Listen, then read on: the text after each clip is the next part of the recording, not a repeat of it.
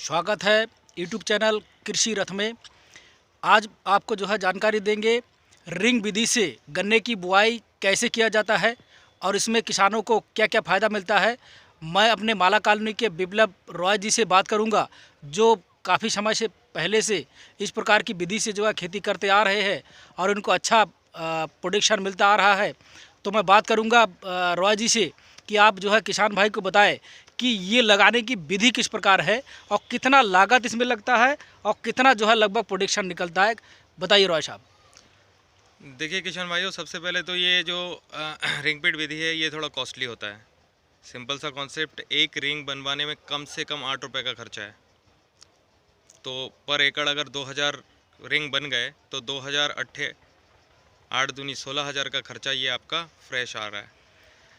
16,000 रुपये का जब ये खर्चा आएगा उसके बाद आप गन्ने का जोड़ेंगे, लेकिन उसमें गन्ने की लागत बच जाएगी। गन्ने का जो बीज की लागत है वो बच जाएगी, क्योंकि बीज आप नॉर्मली जब लगाते हो तो लगभग 30-35 कुंटल लगाते हो। यहाँ आपको अगर बट के हिसाब से जोड़ूंगा तो 5 कुंटल बीज चाहिए, 5 कुंटल बट। इसमें मुझे लगता है कि जो रिंग बनाने के लिए जो मशीन का प्रयोग किया जाता है उसका केवल जो खर्चा है वो बढ़ जाता है। हाँ, बस एक वो बढ़ेगा और बाकी आपका एक्सपेंस कुछ नहीं बढ़ेगा, क्योंकि खाद का जो प्रबंधन है वो आपका वो सेम रहना है। सेम नहीं बल्कि कम हो जाना है। आप पवेरा बोते हो तो 1 कट्टा खाद बोते हो, यहाँ आपको 30 किलो में निपट जा रहा है। बहुत बढ़िया। फिर भाई 2000 गांठे हैं, अगर 2000 गांठों में अगर आप एक मुठ भी डालते हो तो आपको ज़्यादा वजन नहीं बैठेगा, वो मुश्किल से 40 किलो में निपट जाएगा। 40 किलो में आपका खेल खत्म।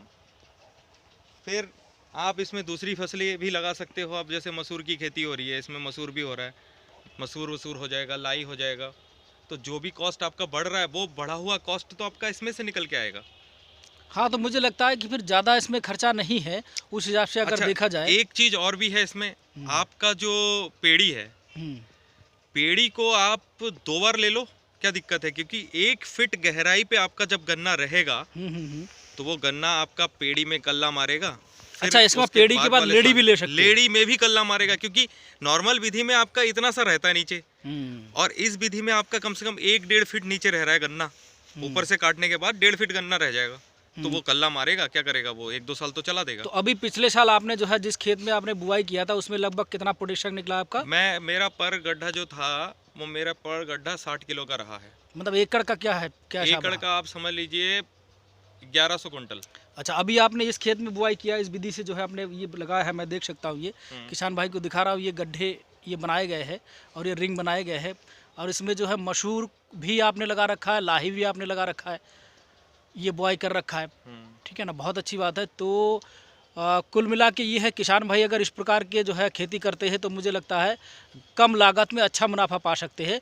अच्छा, थोड़ा सा जो है रह गया था प्रश्न कि आपने पिछले साल जो है जिस खेत में 1 एकड़ में आपका लगभग कितना प्रोडक्शन निकला है, थोड़ा किसान भाई को 1 एकड़ में नियर अबाउट मेरा 1100 कुंटल का प्रोडक्शन रहा है। 1100 कुंटल, बहुत अच्छी बात है। मुझे लगता है कि अन्य विधि से अगर हम लोग बुआई करते हैं तो ज़्यादा 500 किलो के आसपास में रहता है। हाँ, 500 कुंटल के आसपास, 500 कुंटल के आसपास में, और यहाँ पे जो है 1100 कुंटल। वो 1100 कुंटल का भी देखिए आप, मैंने बीच में उसमें आलू और लहसुन ले लिया था। अच्छा, बहुत तो नियर अबाउट 1 लाख का तो लहसुन आलू निकला, ऐसा समझ लीजिए। 40 कुंटल आलू निकल गया। हाँ। आप ऐसा लगा लीजिए, और लगभग 20 कुंटल के आसपास लहसुन निकला।